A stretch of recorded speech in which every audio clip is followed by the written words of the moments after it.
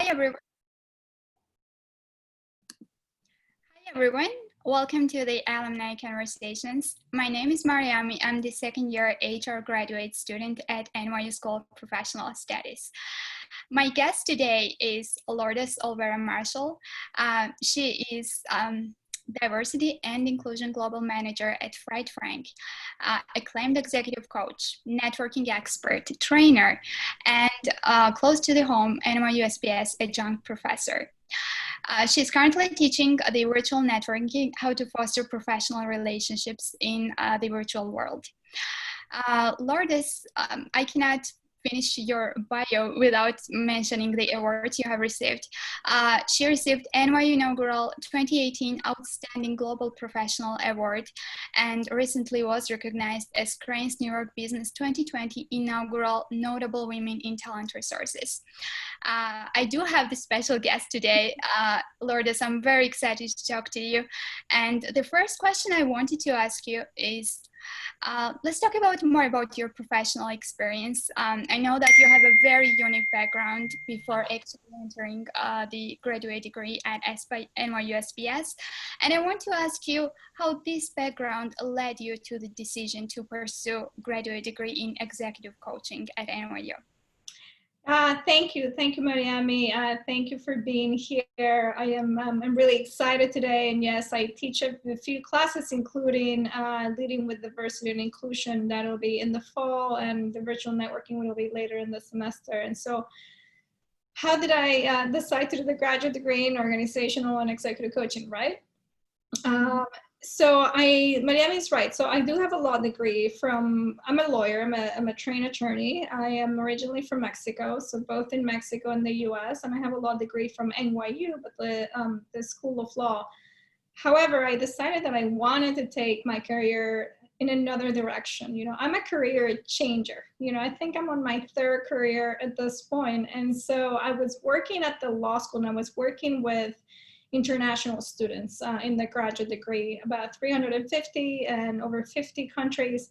And I knew I was at the point where I had been a lawyer, I had been in professional development, I had been in recruiting, I was in higher ed, and it was time for me to take the next step, and I wasn't sure which way to go. So I was in between doing an MBA at Stern, actually, or taking a path with this graduate degree, the organizational and executive coaching, which by the way, now it's a master's degree, so now it's even better. And so I really thought about, what do I have at the end? So because I always have a plan, I wanted to know what was going to be at the end, like what was my goal? So I wanted to shift careers. I wanted to do more in diversity and inclusion. I wanted to do, people had been telling me for a long time, you should be a coach, you should be a coach. And so I really decided, instead of the MBA, to take this degree because I had specific skills. And then at the end, I would be a coach, right? And so that was my decision. And I certainly don't regret it because it allowed me to pivot. Mm-hmm. And as you mentioned, you're the career changer. We do have a lot of career changers at NYUSPS. And there are people who are coming with several years of experience and then changing to the new industry. I know it's very tough. And my question will be how NYUSPS degree gave you the distinctive advantage to actually meet your career expectations. So what I really love at SPS, and I'm a huge fan of SPS. I'm just going to put that out there. I do have this degree. I also have a certificate in communications, and I have several non-credit classes from there, and I teach there. I think what they do a little bit differently is that they give you practical skills. So the professors are very good, great academics, but you can actually take what you're learning and apply it to the real world right away. So as soon as I finished the degree, and I think even before, I was a coach. I was an executive coach, and even even consulting as well. It gave me a very, very strong foundation to make a very fast pivot as soon as I graduated. So I graduated in 2017 from that degree.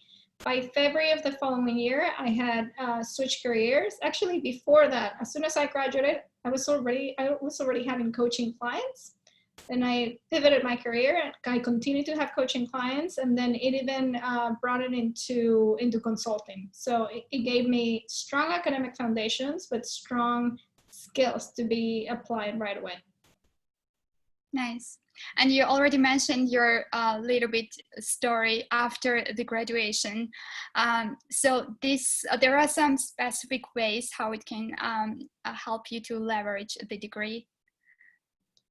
Specific ways. So look, yes. So I'm a career changer. You know, that's what I think I am. And I always keep saying, I don't know what I want to do when I grow up. And, you know, I keep growing up and I still don't know what I want to do. And I keep shifting.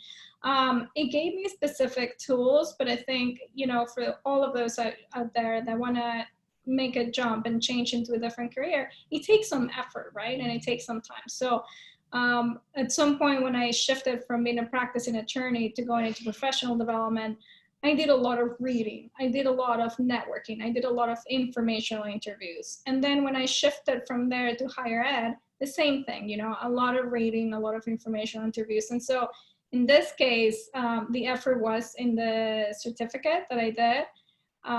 But it's almost like before you change, you almost have to put your foot into the water and touch that other water and start swimming a little bit there, and then until you can make that shift.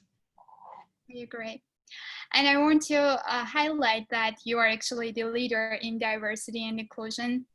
And we're recording this video right in the midst of coronavirus and also the civil unrest. I know that your entire career was actually advocating diversity, inclusion, and empowering the women, the people of the color, LGBT group, and you were helping them to transition into leadership roles or develop their management skills. Right now, everybody is talking about the diversity and inclusion. Suddenly, we all know what does it stand for.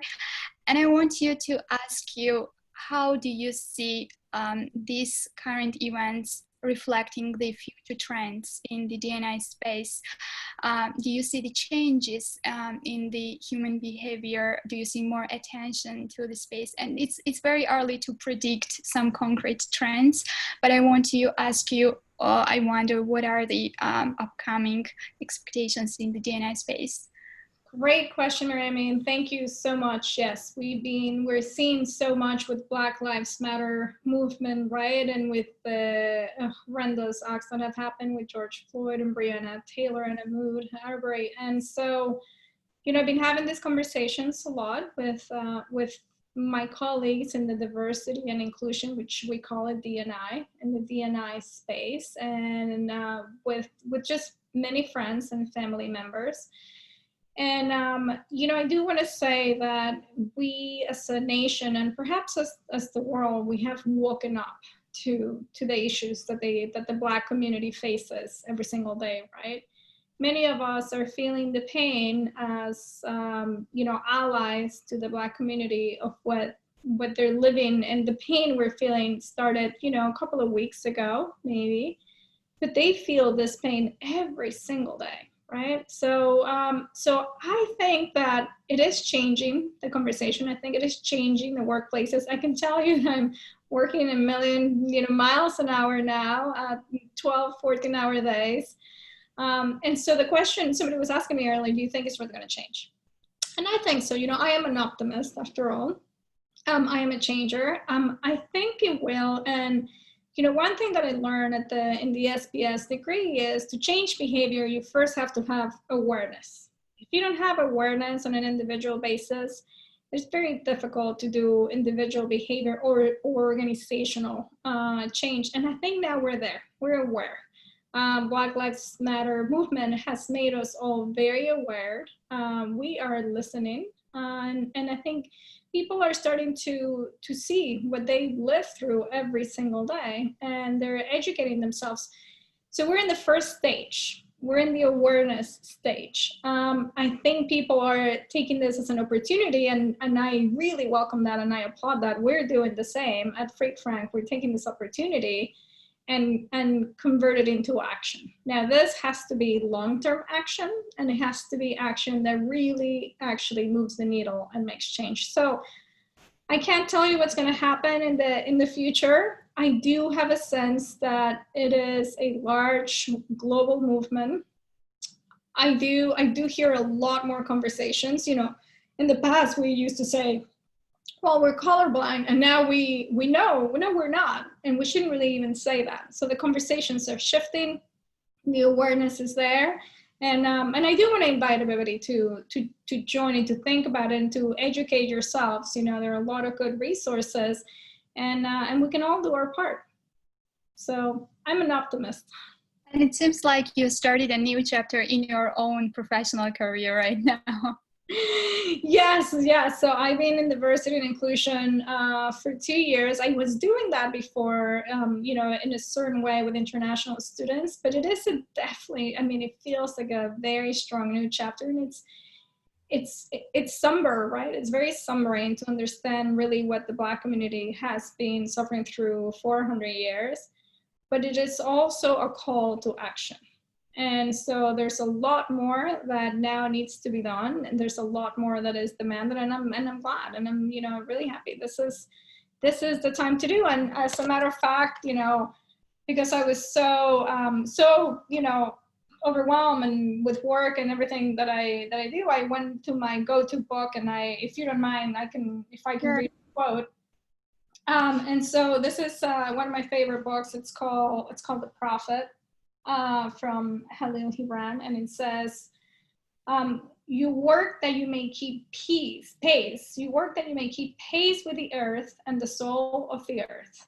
For to be idle is to become a stranger unto the seasons, and to step out of life's procession that marches in majesty and proud submission towards the infinite. And so I think what's happening right now is that people are putting in the work to keep pace with the earth, right? And to not become a stranger to the seasons. And I think that's what we're seeing. And we're seeing the work of diversity and inclusion not coming just from diversity and inclusion offices, but from everybody around. And so allies, right? And that's what we're talking about, is the allyship. So we welcome more allies, and we hope that this isn't everyone's problems, right? And we all have to jump in and help and work.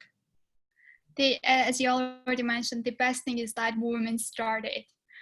The Yes. biggest change has already made that we evoke, and we see that there are some issues that has to be fixed, systematic or educational injustice. Let's talk about your role. What are your favorite parts of this role? And we might have a lot of HR students or even the other industries listening. So let's guide them through what is diversity and inclusion. What is your favorite part? What are some challenges from your perspective? Oh, that's a great question. We'll need like 2 more hours for that.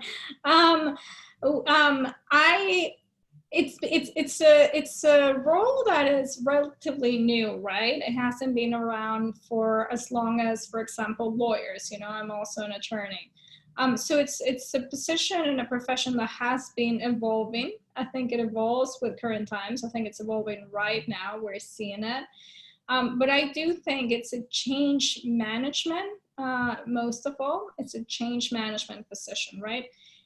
We talk a lot about systemic racism, and so we have to get at the core of that systemic issue as HR professionals within our companies. And so one of the goals is really to embed change into the talent processes and systems.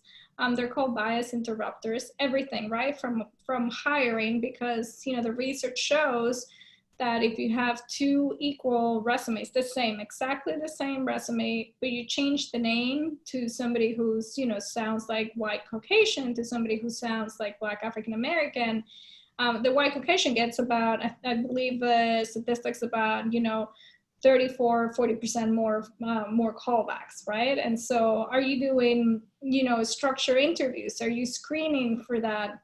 What about performance reviews? You know, there's another statistic that says in the legal field, when you're giving feedback to a memo, the person who is not white Caucasian gets 30% more grammar errors. You know, they say, well, needs a lot of work instead of saying has potential.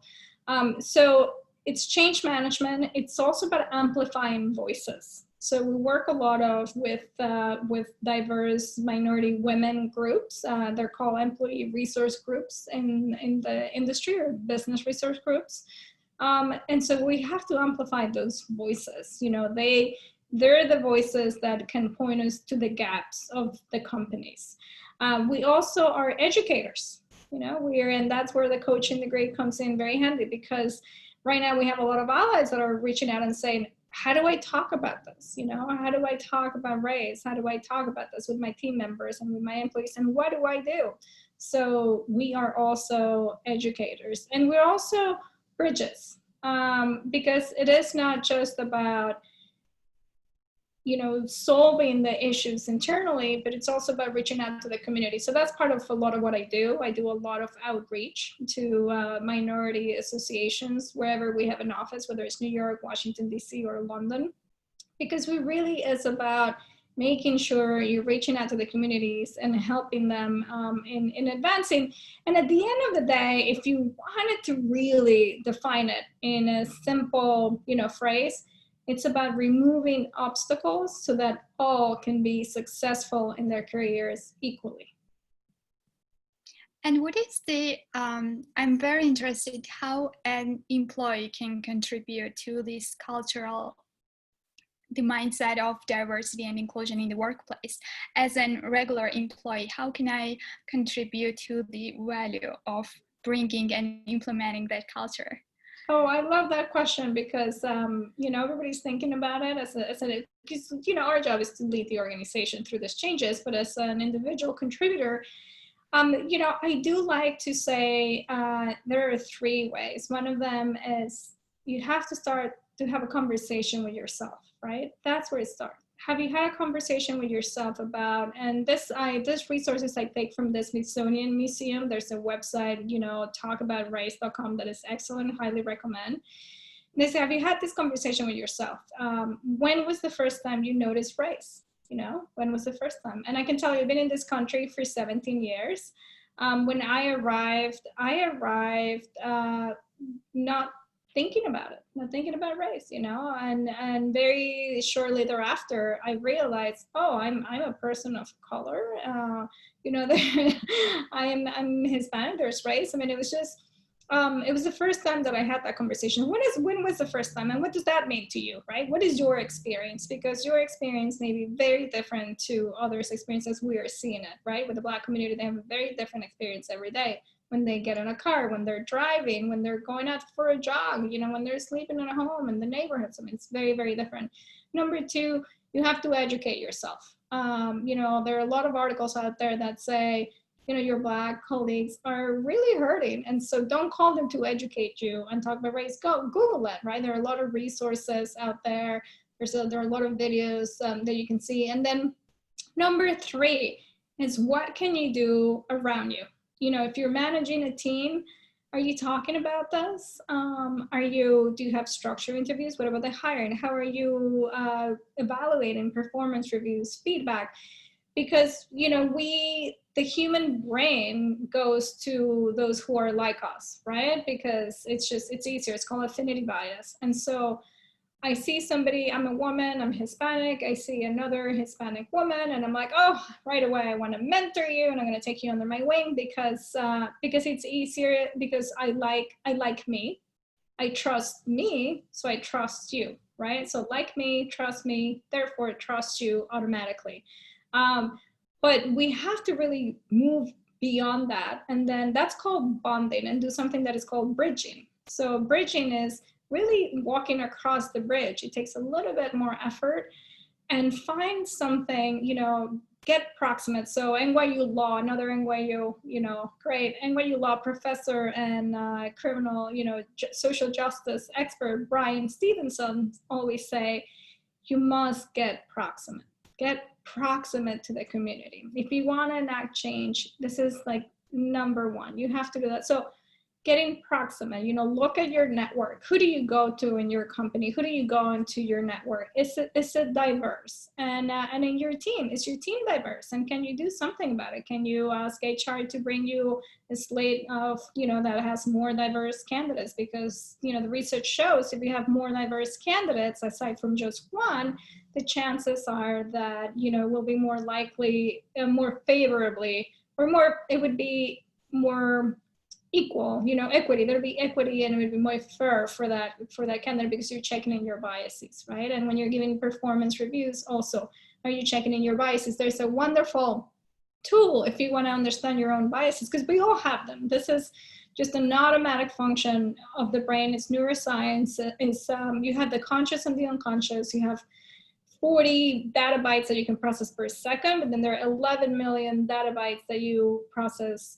unconsciously. 40 are conscious, 11 million are unconsciously, and in the 11 million per second, you're making automatic decisions. Why? Because think about all the things that we're discussing right now, and for viewers out there, the weather, the lighting, what you're wearing, you decided to, log into the Zoom, that's, very consciously, but all the other things that are unconscious, and that's where the unconscious bias live.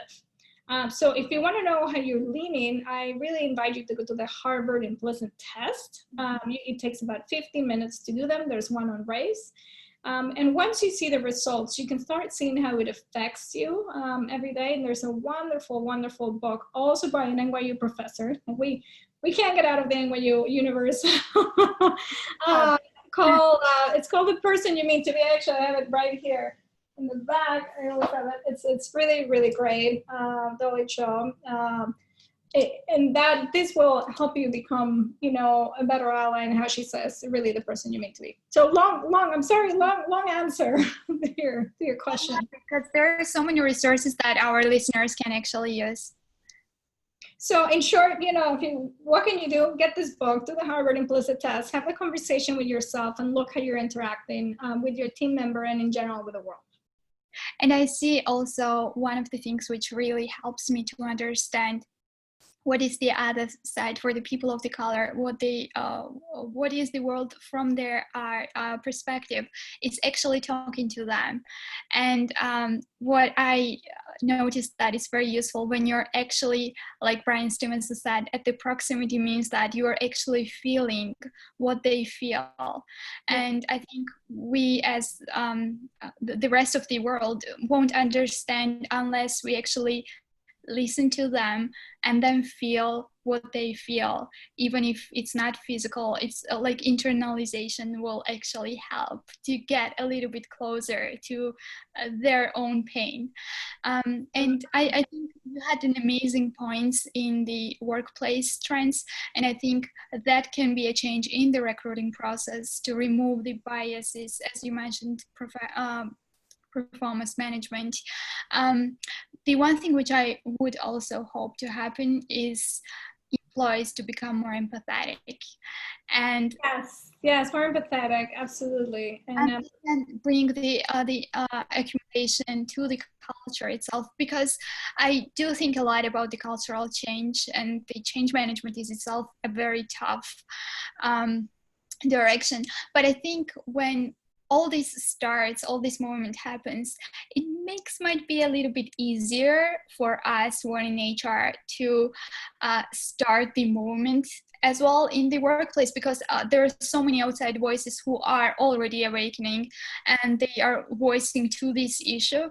And if the outside world is coming into the workplace and the employees are already charged for change, it might lead a little bit more bigger steps for us as well. Yes, and I love that you say that. I love that you say to become more empathetic, and especially as HR professionals. And I can tell you that, like you said at the beginning, reach out to them. You can reach out to them. Make sure you're doing it with a lot of sensitivity, because there's something called diversity burden, right? It's not on them to educate us; it's on us to educate ourselves. However, I will tell you that, we were speaking a little bit about networking. So when I arrived in this country 17 years ago, I knew one person, and that was it. And I knew eventually I wanted to, get a job and change careers, and everybody said, well, you must network. And I said, well, how do you do that? And no one could tell me, these are the steps. So at the end of the day, I developed a methodology of philosophy, which is what I now teach.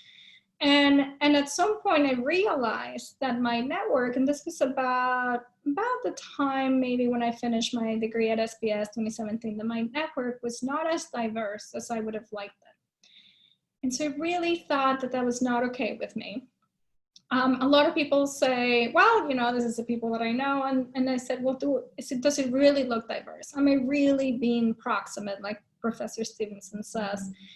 And I wasn't where I wanted to be, and I wanted to be in touch with more people of, diverse and Black African Americans. And so I'm very, very methodical about increasing my network and creating my friendships. And I call it the business of friendships, because everything really boils down to the friendships.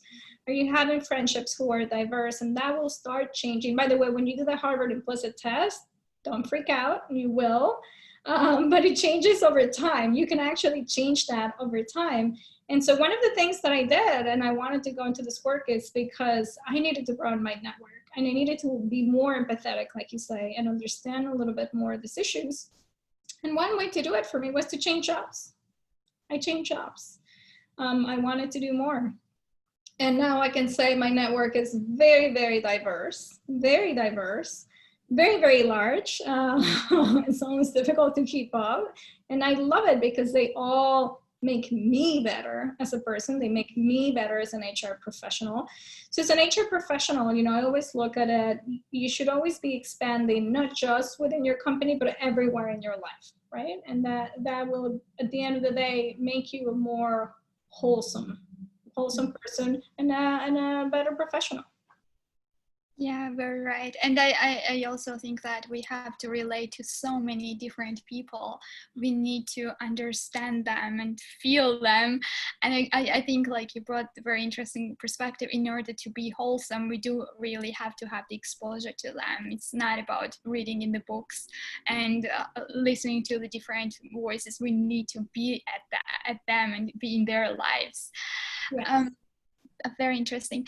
I would also want to ask you how SPS helped you to diversify your network and how you were a very active student. So can you tell us more about when you were involved in different groups? I love the question. So I will say that when I was doing the graduate degree at SPS, I was working full-time, right? So I was a part-time student. Most of it, I was doing it online back before when the world was not virtual. So for me, going virtual and teaching online, it's I was already accustomed to that.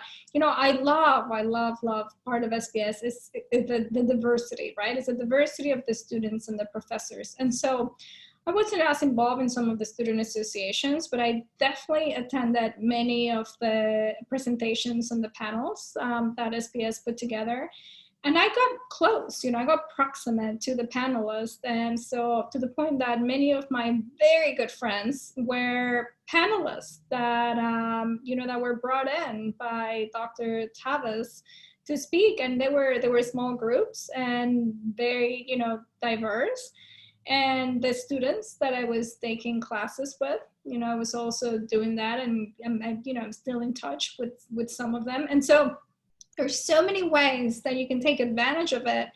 And somebody said to me, the most diverse places that you're going to be at is your workplace and your school, right? Hopefully. And so that's one way to start. And so for those that are taking classes right now, take advantage of the opportunities. Go to the panels. I know they're not in person, but attend the virtual panels. And if you do attend the virtual panels, reach out to the speakers ahead of time. Jumpstart a relationship that way. Volunteer your time to help with, if there's anything that needs to be organized. That's an excellent way to get involved with the activities. So SPS gave me not just my new career, consultant, executive coaching, diversity and inclusion, but it also gave me a brand new network. And so for that, it's a better life. That's fantastic. And I think networking in this current virtual world, it might be a little bit uncomfortable for the students and they're not used to it. So I think like the advice to reach out to the speakers in advance and introduce themselves as well. It will really make people remember their names, and later it will help them to bridge the conversation afterwards as well, right? Absolutely. I think you're completely and absolutely right. Keith Ferrazzi, who's the author of the book Never Eat Alone, which is also the box, the orange one, says that it takes 3 conversations to really jumpstart a relationship, right? And so I take the conversations when I teach. It doesn't matter if they're in person or if they're virtual. So number 1 would be, if there's going to be a panel, reach out to the panelists. I see that you're speaking X. I'm looking forward to it. Look, I'm speaking at a panel next week for another association, the New York Staffing Association, and somebody already reached out to me. I saw the invitation. I saw that you're speaking. I'm looking forward to it. Just as that, hey, it was really nice. Then you attend the program. You're a participant. Maybe you ask a question. And then you follow up with an email or a LinkedIn message. And so you've had at that point those 3 conversations, which leads you to jumpstart a conversation with somebody new, right? And then you can schedule a time to chat. You also have a huge network as an SPS alum or student. You can reach out to the alumni platform. I invite you to sign up. You can also reach out to people via LinkedIn. But don't forget your classmates. They're your network right there. Reach out to your classmates, check in on them. How are they doing? If the summer break is coming and you don't have classes, check in how are they doing? Or former classmates. This is a great time, now they're in the virtual world, to foster relationships, right? To grow what it's called our social capital. And to really, with that and with the movement that we're living now, to broaden the understanding of what other people's experiences are, what we can do in our part, like you were saying, and really reaching out and growing our relationships in more diverse ways. Wonderful. I wanted to ask you about how to stay active, but you already gave such a my question, the last question I want to ask you is about career changers and about the students who are entering workforce. So as you are an expert career changer who had a very interesting and diverse, unique professional experience, I want you to ask you, what would you advise to the students who are entering the workforce and to the students who are re-entering the workforce? That's a great question. I'm not sure that I'm an expert, but I think I'm definitely like a long-term career changer. So for the students that are entering the workforce, look, there's a lot that you can do. I know that the economy is difficult right now, right? For those that are entering or re-entering. I like what Adam Grant says, that successful professionals, number 1, they have a strong network. They're networkers. And so in his book, Give and Take Results on the back, doesn't say anything about having a job to be a successful professional. So I always encourage everyone to see themselves first as a successful professional, whether, whatever title, position you have, job. But one of those requirements is to have a strong network. So a few things that you can do: foster relationships. Foster them with your classmates, former classmates, with professors, with speakers, with people that you used to work. It doesn't matter which industry.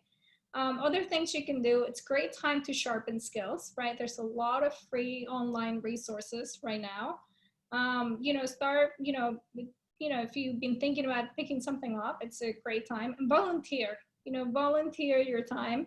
I do suggest that when you're going to be volunteering, you do what I call targeted volunteering. So, select an organization that calls to you, and it doesn't have to be, if you're in the HR program, it doesn't have to be HR related. I once had a student who said, I just love opera. I love opera. And I said, well, why don't you volunteer in an association with opera? And he was looking for a job, and he's like, well, it has nothing to do with the job. And I said, it doesn't matter, it has a lot to do with you. And so they started doing that. And through there made really good relationships and ended up getting a job, right? And so so start volunteering. Don't give up. You know, I know these are difficult times, but make sure you are a top of mind in people's minds for when the jobs open. And for that, you have to be present, right? For that, you have to be reaching out. I'm checking in. How are you doing? Is there anything that I can help you with? Is there anything that you need? Do you want to chat? You know, so that when the positions open up, they call you first, even before they're published. And that has happened to me many, many times. So I would say, you know, don't despair. Make sure you're top of mind. Instead of, I think a lot of people, what they want to do right now is like crawl into a wall and just go to a corner and just wait that it, you know, goes away and then emerge. And I think it's the opposite. And look, I want to do that too at some point, but it's the opposite. It's like putting yourself out there in different ways, whether it's reaching out to people, whether it's sharpening your skills, whether, you know, look, some people may even need help with their social media accounts, whether it's sending articles, and just so that you are always top of mind on others. At the end of the day, you know, I always say it's about friends, right? It's the world is the business of friendships. And so it's continuing to have those skills, which SPS has given you, but now it's about growing that network. And things, you know, if you keep at it and you're consistent with that, I am confident that things will come your way. And this was the best advice from the executive coach, and you get for a very, very interesting conversation. I loved your story, and I think your advice is so precious. All our listeners will actually use it. And this is the first time I heard the diversity inclusion space from different perspective, and I'm very, very hopeful that we will see some changes, not only in D&I space, in the workplace, and we will create more inclusive and diverse employee experience. The last question, I really want to ask you how we can stay in touch with you.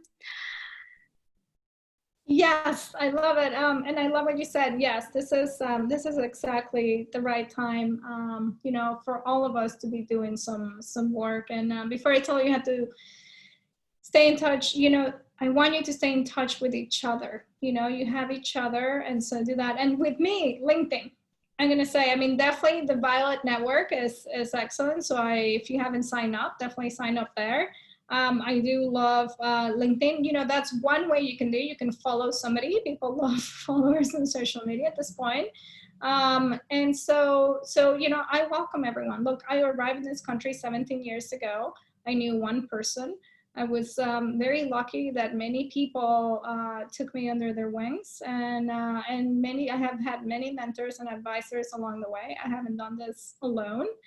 And I think now with everything that is happening with the economy, with the world, with the Black Lives Matter movement, I think we all have to come together and help each other and have a united front, right? It's all about all of us doing this, and especially NYUSPS. Yes, thank you so much. We do have one slide for the Violet Network, so everybody can see how to join the Violet Network. And if you're not on the Violet Network, I do advise you, as Lourdes already mentioned, to sign up, and you'll see a lot of other professionals, current students, and this will be actually a great platform for you to start practicing. And especially when you are networking with the community you will already are part of, it's easier, and hopefully it will become bigger and bigger outside the Violet Network as well. So start, if you are not networking, start from the Violet Network. Yeah, they start from the one. One last thing before I forget, if you're going to go on LinkedIn, I welcome everybody to send me a LinkedIn invite. Personalize it. That's one way in which you can start that one conversation and say, you know, I saw you, the NYUSPS, you know, stay connected chat. And you will get a lot more people accepting that. So that's just a practical advice. But this has been a wonderful conversation, Mariami. I'm, you know, really thankful that you took the time to do this, and I really hope that we stay connected. We do, definitely will. Thank you so much, Lourdes. Thank you, Mariami. It's a pleasure. It was a pleasure for me as well.